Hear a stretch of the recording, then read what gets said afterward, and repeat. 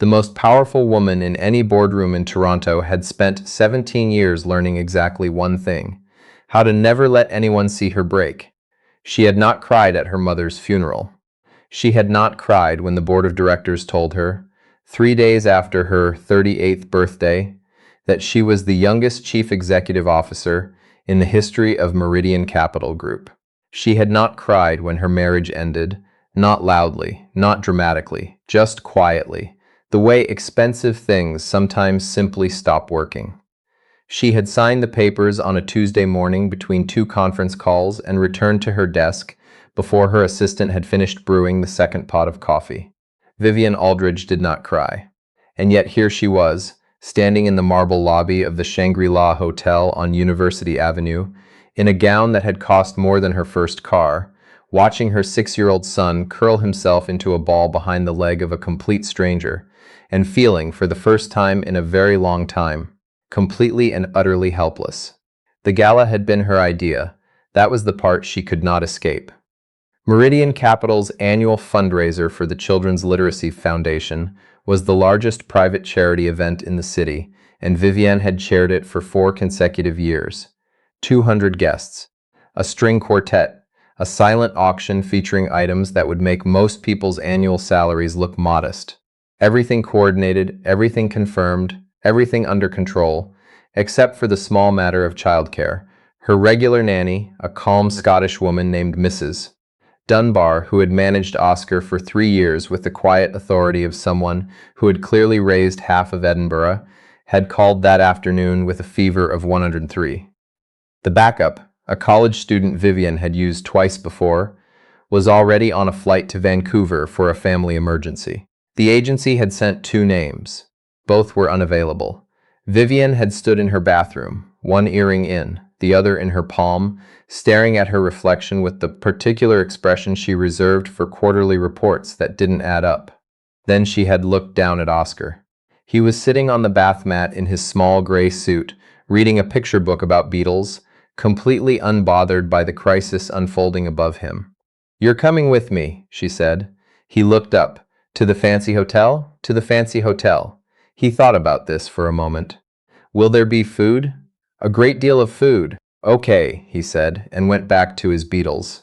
Oscar had been what the specialists called selectively mute since he was 4.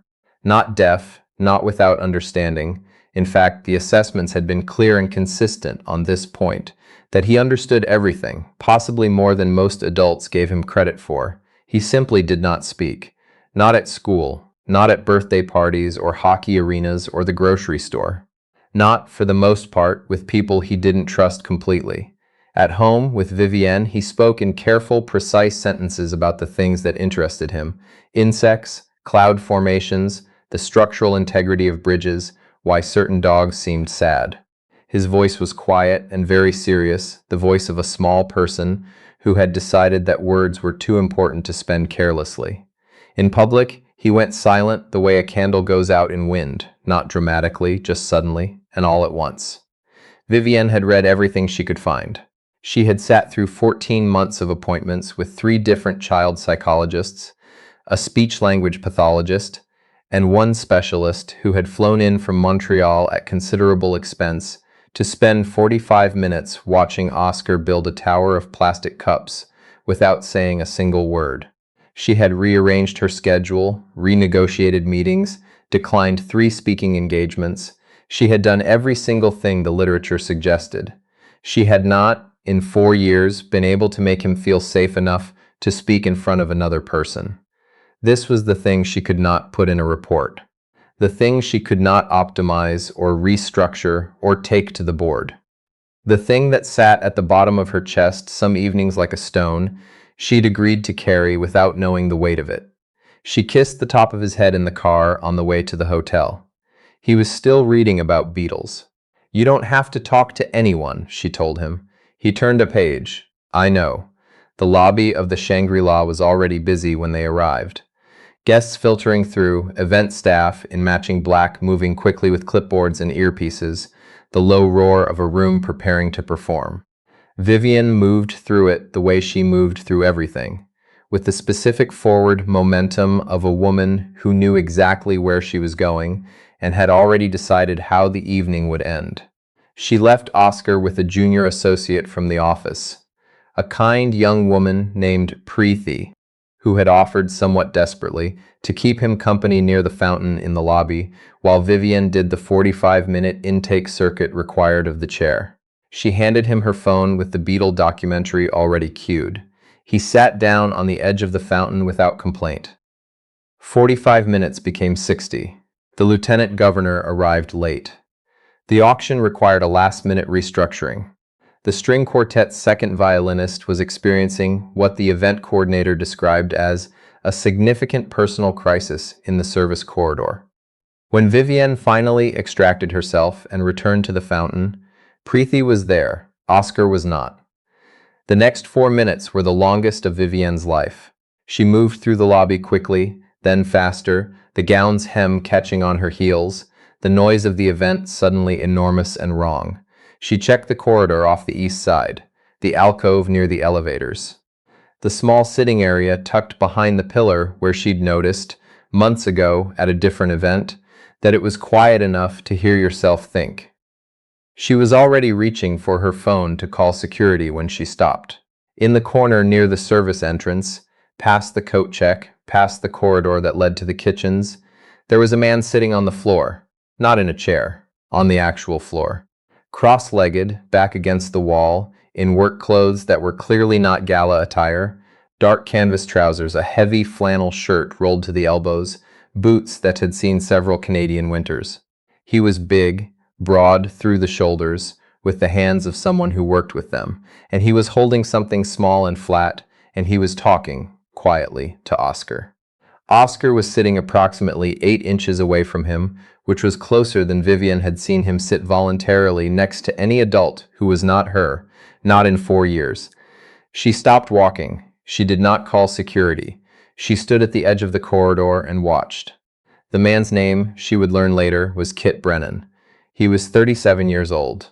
He had spent 11 years as a structural engineer before a layoff and a divorce, and a daughter, who needed him present more than he needed a salary, had redirected him toward renovation contracting, which he was apparently very good at, and volunteer search and rescue with the Ontario chapter, which he had been doing for 6 years. He was at the Shangri-La that evening because he'd been hired to assess a section of the mezzanine that had developed a crack in the supporting bracket, a job that should have taken 2 hours, that had stretched to 4 because the crack was deeper than the preliminary inspection had suggested, and which had left him finishing his notes in a service corridor when a small boy in a gray suit had walked quietly past him, sat down against the wall approximately 3 feet away, and stared at the middle distance with the focused calm of someone working through a complicated equation. Kit had looked at the boy. The boy had not looked at him. Kit had said very quietly, "Loud out there, hey?" The boy had not responded. Kit had nodded as though this were a reasonable conversational contribution. He had gone back to his notes. He did not ask the boy's name, or where his parents were, or whether he was all right, or any of the other questions that would have required an answer. After a few minutes, the boy had looked over at his clipboard. "What's that?" he said. And Kit Brennan, without making anything of it, had said, "Structural assessment, this bracket here," and turned the clipboard so the boy could see the diagram, "has a crack in it. I'm trying to figure out how serious it is." Oscar had leaned in and studied it. "How do you tell?" "You measure it," Kit said, "and then you figure out what's causing it. Usually it's not the bracket itself. Usually it's something above it, putting pressure down." Oscar thought about this. "Like when a bridge fails," he said. "It's usually not the bridge. It's the load it wasn't designed for." Kit had looked at him. "Yeah," he said after a moment, "exactly like that." Vivienne stood in the corridor doorway for a long time. She watched her son, her quiet, careful, closed-off son, ask this stranger about load-bearing ratios. She watched him take the pencil that Kit offered and trace the diagram's lines with his small finger, asking questions in that low, precise voice that she only ever heard at home. She watched Kit answer him the way you'd answer an adult. Directly, without simplifying, without the particular tone that most grown-ups used around children that Oscar had always, wordlessly, seemed to find offensive. She realized, standing there, that her face was wet. She did not understand it immediately. She had to raise her hand to her cheek and feel the dampness there before she understood what was happening, and by then it was too late to stop it, and she wasn't entirely sure she wanted to. It was not sadness. It was something else, the specific ache of watching someone you love be seen, maybe for the first time, by someone who wasn't looking for anything back. She stepped forward. Oscar looked up. "Mum," he said, in his regular voice, the home voice, the real voice. "This is Kit. He does bridges." "Renovations," Kit said, getting to his feet. He was tall. He looked at her with a straightforwardness that was not impolite, just direct. "Sorry.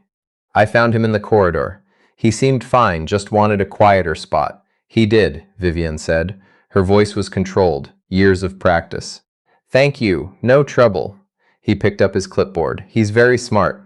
"I know," she said, and something in the way she said it made Kit Brennan pause for just a moment before he nodded and turned to go. "Kit," Oscar said. The man stopped. "The crack," Oscar said. "You said it was probably load.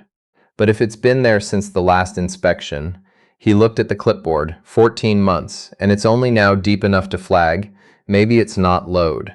Maybe it's thermal. Concrete and steel expand at different rates. There was a silence. Kit looked down at the boy for a long moment. Then he looked at his assessment sheet. Then he uncapped his pencil. "Huh," he said. "Yeah, you might be right," the gala continued. Vivienne returned to it.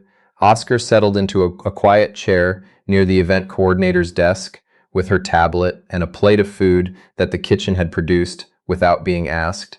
Kit, apparently, had mentioned on his way back through that there was a kid near the service corridor who looked like he hadn't eaten, and the sous chef had taken this information as a personal directive. Vivienne gave her remarks. She thanked the sponsors. She said all the things a person says when they have built their life around saying exactly the right thing at exactly the right moment. But her mind kept returning to the corridor, to Kit's voice, patient and level, to Oscar's face, open, interested, unguarded in a way she so rarely got to see, to the moment he'd said, "This is Kit," with the ease of a child introducing someone he'd known for years. She found Kit in the lobby on her way out, filling in a final note on his assessment sheet near the coat check. He had his jacket on. He was clearly leaving. She almost didn't stop. She was good at not stopping. "The mezzanine bracket," she said. He looked up. "Meridian Capital owns the property management firm that holds the contract for this building," she said. "We have 4 other heritage properties in the downtown core with similar structural profiles. If your assessment on the mezzanine holds, and if the thermal expansion theory checks out, we'd want the same assessment done on all 4. Kit looked at her steadily. "That's a significant project." "Yes, I work alone," he said. "Small operation." "I'm aware," she said. "That's not necessarily a problem." He held her gaze for a moment, not intimidated, not performing ease either, just actually, genuinely comfortable, which was rarer than most people seemed to know. "I'll send you a proposal," he said. She handed him her card. "I'll read it." She turned to collect Oscar from his chair, and behind her she heard Kit say, quietly, not really to her, "Thermal expansion. Kid called it." And Vivienne, for the second time that evening, felt her face do something she hadn't planned. The proposal arrived 3 days later. It was 11 pages long, carefully formatted, technically precise, and completely free of the padding and performance that filled most documents that crossed her desk. He had costed everything transparently. He had included, unbidden, a section on what the assessment would not cover and why, which was the kind of intellectual honesty that Vivienne had spent 17 years trying to breed into a 40-person team. She read it twice. She approved it the same day. The work began the following Monday. Kit arrived at the first property on Jarvis Street at 7 in the morning. He had his equipment, his clipboard, and his daughter, a quiet, watchful girl of 8 named Sable, who had a school professional development day and nowhere else to go, and who sat in the lobby doing homework with the focused self-sufficiency of a child who had learned, early, that her father was worth waiting for. Vivienne happened to be doing a site walkthrough that morning. She crouched down next to Sable without quite deciding to. "What are you working on?" Sable looked up. She had Kit's directness and none of his size, Small, neat, with a serious expression and ink on her left hand. Fractions, she said. They don't make sense. Vivienne sat down on the lobby bench. She had a board presentation in 2 hours. Show me. She was still there 45 minutes later when Kit came back down from the mezzanine level, assessment sheet in hand, and found his daughter mid-explanation of equivalent fractions to one of the most powerful financial executives in Ontario, who was nodding slowly and saying, "That's right, you've got it. See? That one's the same."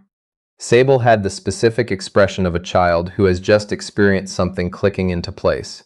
Kit stood in the doorway for a moment, unseen. He watched Vivienne Aldridge, who had the posture and the reputation and the salary of someone who had never needed anything from anyone.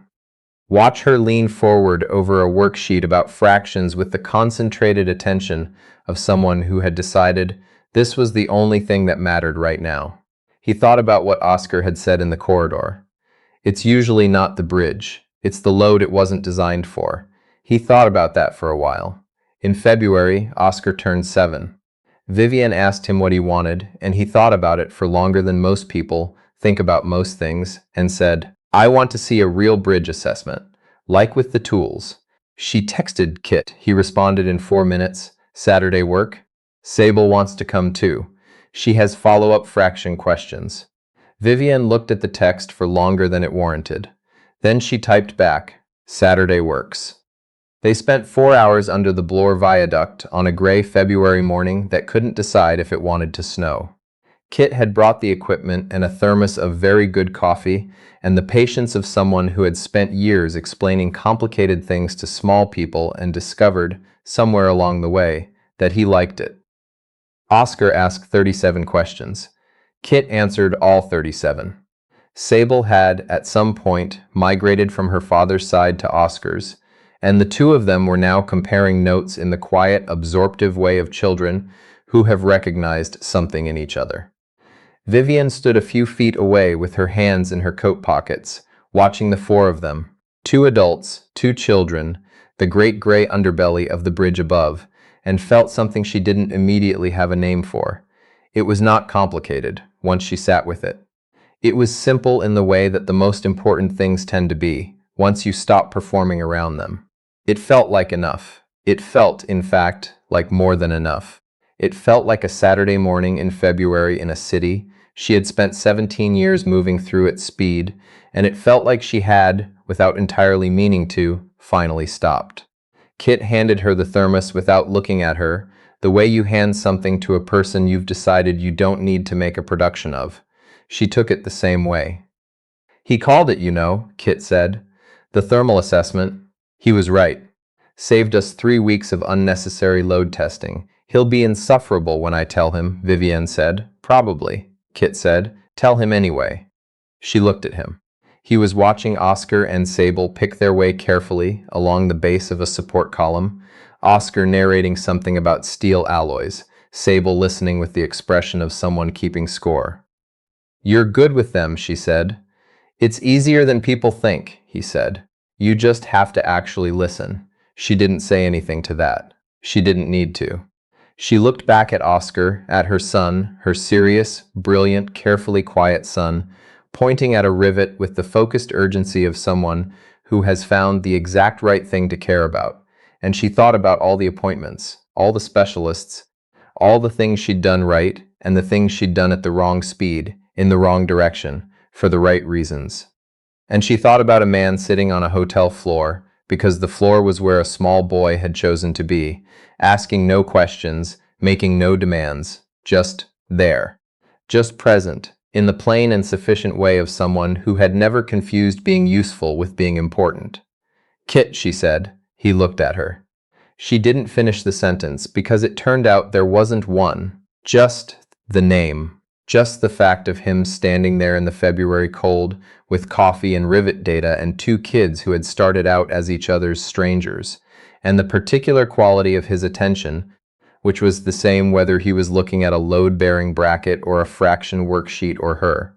He nodded as though she'd said something complete. Maybe she had. The snow started, finally, small and unhurried. Oscar held out his hand to catch some, the way children do, the way people forget to do, once they've spent enough years moving too fast to notice what's falling.